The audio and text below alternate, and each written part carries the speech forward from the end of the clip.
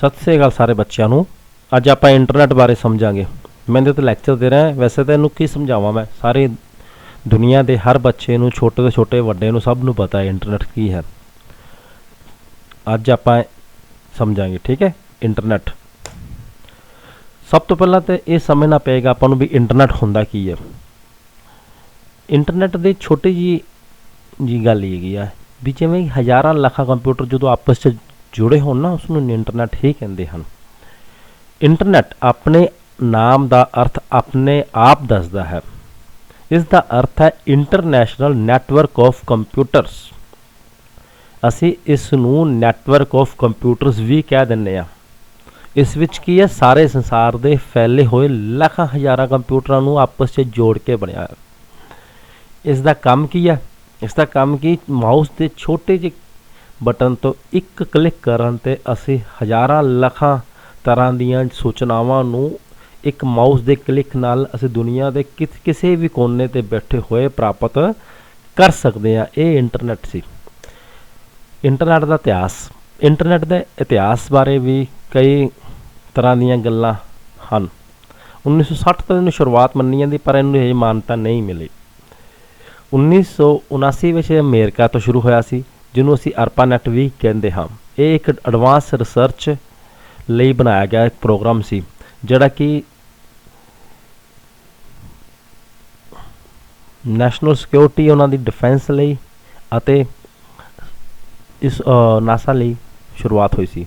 हुण इंडिया ਦੇ इतिहास ਦੇ ਵਿੱਚ ਸਾਡਾ देश भारत ਤੇ ਕਿਵੇਂ शुरू होया नैट सारे आम लोगों के लिए 15 अगस्त 1995 ਵਿੱਚ VSNL सरकारी कंपनी के तहत शुरू होया सी आम लोगों लिए।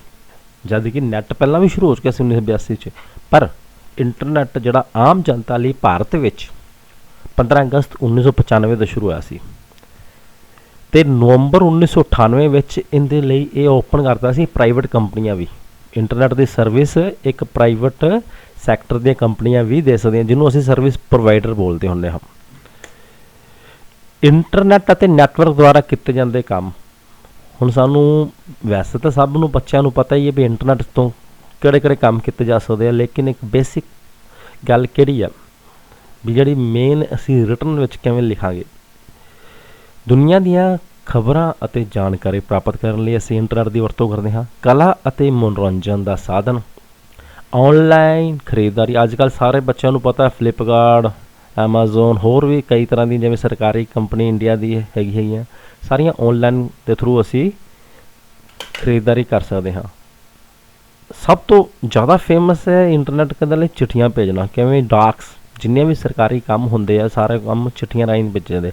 सेहत अजकल कोविड का बहुत प्रॉब्लम चल रही है तो कोविड की इन्फॉर्मेशन मोस्टली इंटरनेट की हैल्प नाल असीं एक दूसरे तो दवाइयाँ हर तरह की सेहत जिन्नी भी रिलेटेड इन्फॉर्मेशन प्राप्त कर रहे हैं। सैर सपाटा, चैटिंग, बैंकिंग सेवावां अजकल सारी ऑनलाइन ट्रांजैक्शनस हो रही हैं। वीडियो कॉन्फ्रेंसिंग हुण बच्चों तुहानूं भी पता है भी कई बार स्टडी आपां अजकल यूम ऐप ते काफ़ी थ्रू कर रहे हैं भी जिन्नी भी स्टडी है सानूं असीं यूम ऐप के थ्रू कर रहे हैं वीडियो कॉन्फ्रेंसिंग करने भी एक थां ते दूसरे थां ते आपां वीडियो कॉलिंग के राहीं जानकारी प्राप्त करनी। इंटरनेट लई जरूरतां हुण इंटरनेट चलाउण लई सानूं कुछ ना कुछ तो समान चीज़ चाहिए है। सानूं तीनों चीज़ां चाहिए, हार्डवेयर भी चाहिए, सॉफ्टवेयर भी चाहिए तो इंटरनेट सर्विस प्रोवाइडर। हार्डवेयर की हुंदा पुत्तर जिहड़ा भी जिंदे ते थ्रू असी उपकरण जिन्हां दे राहीं असी इंटरनेट चला सकते हैं। सॉफ्टवेयर वो जानकारी जिहड़े सानूं डीकोड करते जावें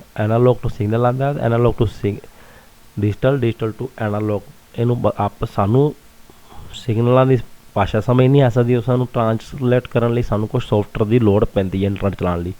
सर्विस प्रोवाइडर साडे कोल दोनों चीज़ां हैगियां हार्डवेयर भी सॉफ्टवेयर पर असीं किसी कंपनी का कनैक्शन नहीं लांगे कि साडा नैट चल जाएगा नहीं चल जाएगा।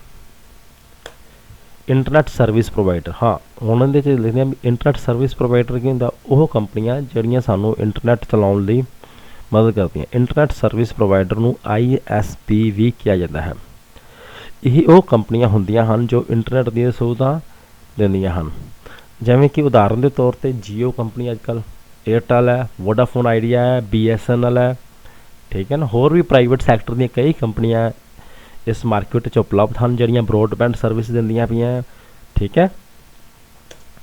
इंटरनेट कनैक्शन ਦੀਆਂ किस्मां, ਹੁਣ ਅਸੀਂ ਕੰਪਨੀਆਂ ਬਾਰੇ ਪੜ੍ਹੇ ਅਸੀਂ, ਹੁਣ ਅਸੀਂ ਪੜ੍ਹਦੇ ਇੰਟਰਨੈਟ ਦੇ ਕਨੈਕਸ਼ਨ ਦੀ ਕਿਸਮਾਂ ਕਿਹੜੀਆਂ ਹੁੰਦੀਆਂ।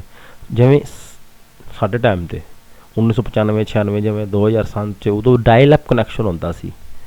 ਬਰੋਡਬੈਂਡ, ਵਾਇਰਲੈਸ, DSL, ISDN, ਇਹ ਸਾਰੀਆਂ ਦੀਆਂ ਇੰਟਰਨੈਟ ਦੀਆਂ ਕਨੈਕਸ਼ਨ ਦੀਆਂ ਕਿਸਮਾਂ ਹਨ। ਮੈਂ ਤੁਹਾਡੇ ਨਾਲ ਹੁਣੇ ਗੱਲ ਕੀਤੀ ਸੀ ਵੀ ਸਾਨੂੰ ਨੈੱਟ ਚਲਾਉਣ ਲਈ ਹਾਰਡਵੇਅਰ ਦੀ ਲੋੜ ਪੈਂਦੀ। ਹਾਰਡਵੇਅਰ ਦੇ ਵਿੱਚ ਇੱਕ ਸਭ ਤੋਂ ਮੇਨ ਉਪਕਰਨ ਦੀ ਲੋੜ ਪੈਂਦੀ ਹੈ ਮੋਡਮ।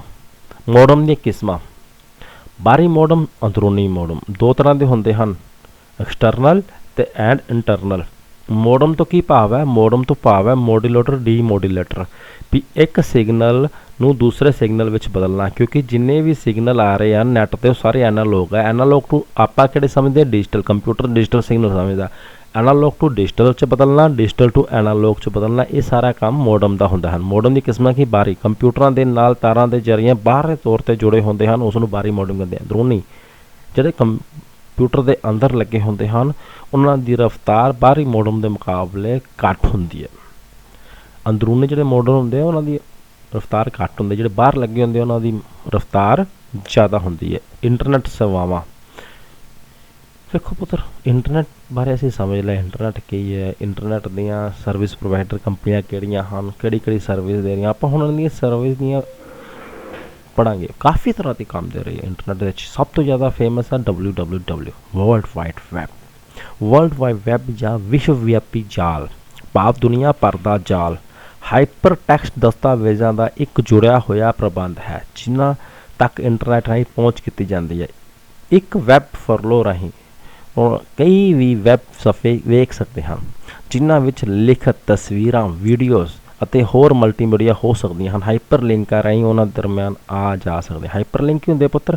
ਇੱਕ ਪੇਜ ਤੋਂ ਦੂਸਰਾ ਪੇਜ ਜੁੜਿਆ ਹੁੰਦਾ। ਤੁਸੀਂ ਕਈ ਵਾਰ ਦੇਖੇ ਨੇ, ਠੀਕ ਹੈ ਨਾ, ਜਦੋਂ ਤੁਸੀਂ ਇੱਕ ਪੇਜ ਸਰਚ ਕਰ ਰਹੇ ਹੋ ਨੈੱਟ ਦੇ ਥਰੂ, ਉਹਦੇ ਵਿੱਚ ਤੁਸੀਂ ਨੀਲੇ ਰੰਗ ਦੇ ਛੋਟੇ ਛੋਟੇ ਵਿੱਚੋਂ ਅੱਖਰ ਦੇਖਦੇ ਹੋਗੇ ਜਿਵੇਂ ਕਿ ਤਸਵੀਰ ਦੇ ਵਿੱਚ ਦਿਖ ਰਹੇ ਆ। ਉਸ 'ਤੇ ਕਲਿੱਕ ਕਰੋਗੇ ਤਾਂ ਅਗਲਾ ਪੇਜ ਖੁੱਲ੍ਹ ਜਾਏਗਾ। WWW ਕੀ ਹੈਗਾ ਵੀ ਸਾਰੇ ਵਰਲਡ ਵਾਈਡ ਵੈਬ ਜਿੰਨੇ ਵੀ ਦੁਨੀਆ ਦੇ ਵਿੱਚ ਜੋ ਵੀ ਤੁਸੀਂ ਸਾਈਟ ਖੋਲੋਗੇ ਉਹ WWW ਡੋਟ ਰਾਹੀਂ ਖੁੱਲ੍ਹੇਗੀ। ਠੀਕ ਹੈ, ਇਹਦੇ ਤੋਂ ਬਿਨਾਂ ਨਹੀਂ ਖੋਲ੍ਹ ਸਕਦੀ। ਇਹ ਸਾਰੇ ਲਿੰਕ ਆ ਇੱਕ ਦੂਜੇ ਨਾਲ। ਦੂਸਰਾ URL, ਇਹਨੂੰ ਅਸੀਂ ਟਰਾਂਸਲੇਟਰ ਹੈਗਾ ਜਿਵੇਂ ਪ੍ਰੋਟੋਕੋਲ ਟਾਈਪ ਹੈਗਾ ਹੈ ਵੀ ਜਿਹੜਾ ਕਿ ਇੱਕ ਥਾਂ ਤੋਂ ਦੂਸਰੇ ਥਾਂ 'ਤੇ ਆਪਾਂ ਨੂੰ ਡਾਟਾ ਪਹੁੰਚਾਉਣ 'ਚ ਮਦਦ ਕਰਦਾ ਹੈ। ਪ੍ਰੋਟੋਕੋਲ ਕੀ ਹੁੰਦੇ ਆ ਵੀ ਜਿਹੜੇ ਇੱਕ ਥਾਂ ਤੋਂ ਦੂਸਰੇ ਥਾਂ 'ਤੇ ਡਾਟਾ ਆਪਾਂ ਨੂੰ ਸਰਚ ਕਰਨ 'ਚ ਮਦਦ ਕਰਦੇ। URL ਕੀ ਇਹਦਾ? ਯੂਨੀਫਾਰਮ ਰਿਸੋਰਸ ਲੋਕੇਟਰ, ਮਤਲਬ ਕਿ ਇਹ ਲੱਭਣ 'ਚ ਮਦਦ ਕਰਦਾ, ਜੋ ਕਿ ਇੱਕ ਵੈਬ ਐਡਰੈਸ ਨੂੰ ਸੰਕੇਤ ਕਰਦਾ ਹੈ। ਇੱਕ ਵੈਬ ਵਸੀਲੇ ਦਾ ਹਵਾਲਾ ਹੈ ਜੋ ਕਿ ਕੰਪਿਊਟਰ ਨੈਟਵਰਕ 'ਤੇ ਇਸ ਦੀ ਥਾਂ ਨਿਰਧਾਰਤ ਕਰਦਾ ਹੈ ਅਤੇ ਇਸ ਨੂੰ ਪ੍ਰਾਪਤ ਕਰਨ ਲਈ ਇੱਕ ਵਿਧੀ ਹੈ। ਉਸ ਤੋਂ ਬਾਅਦ ਕਿਹੜੀ? ਇਲੈਕਟ੍ਰੋਨਿਕ ਮੇਲ, ਜਿਹਨੂੰ ਅਸੀਂ ਈਮੇਲ ਵੀ ਬੋਲ ਦਿੰਦੇ ਹਾਂ। ਉਹਦਾ ਪੂਰਾ ਨਾਮ ਹੈ ਇਲੈਕਟ੍ਰੋਨਿਕ ਮੇਲ। ਦੋ ਜਾਂ ਦੋ ਤੋਂ ਵੱਧ ਵਰਤੋਂਕਾਰਾਂ ਵਿਚਾਲੇ ਡਿਜੀਟਲ ਸੁਨੇਹਾ ਦਾ ਲੈਣ ਦੇਣ ਕਰਨ ਦੇ ਇੱਕ ਤਰੀਕਾ ਹੈ। ਕੁਝ ਪੁਰਾਣੇ ਢਾਂਚਿਆਂ ਵਿੱਚ ਸੁਨੇਹਾ ਹਾਸਲ ਕਰਨ ਲਈ ਦੋਵੇਂ ਧਿਰਾਂ ਦਾ ਇੱਕੋ ਵੇਲੇ ਆਨਲਾਈਨ ਹੋਣਾ ਜ਼ਰੂਰੀ ਸੀ, ਪਰ ਅਜੋਕੀ ਤਕਨੀਕ ਵਿੱਚ ਇਹ ਜ਼ਰੂਰੀ ਨਹੀਂ ਹੈ। ਇੰਟਰਨੈਟ ਸੇਵਾਵਾਂ ਉਸ ਤੋਂ ਇਲਾਵਾ ਕਾਫੀ ਤਰ੍ਹਾਂ ਦੀਆਂ ਹੋਰ ਸੇਵਾਵਾਂ ਹਨ। ਈ-ਕਮਰਸ, ਇਹ ਅੱਜ ਦੇ ਜ਼ਮਾਨੇ 'ਚ ਬਹੁਤ ਫੇਮਸ ਹੈ ਕਿਉਂਕਿ ਜਿੰਨੀ ਵੀ ਤੁਸੀਂ ਸ਼ੋਪਿੰਗ ਕਰ ਰਹੇ ਹੋ ਆਨਲਾਈਨ ਕਰ ਰਹੇ ਹੋ। ਇਸ ਦਾ ਪੂਰਾ ਨਾਮ ਹੈ ਇਲੈਕਟ੍ਰੋਨਿਕ ਕਮਰਸ ਹੈ। ਇੰਟਰਨੈਟ ਦੀ ਮਦਦ ਨਾਲ ਵਪਾਰ ਕਰਨ ਨੂੰ ਈ-ਕਮਰਸ ਕਿਹਾ ਜਾਂਦਾ ਹੈ।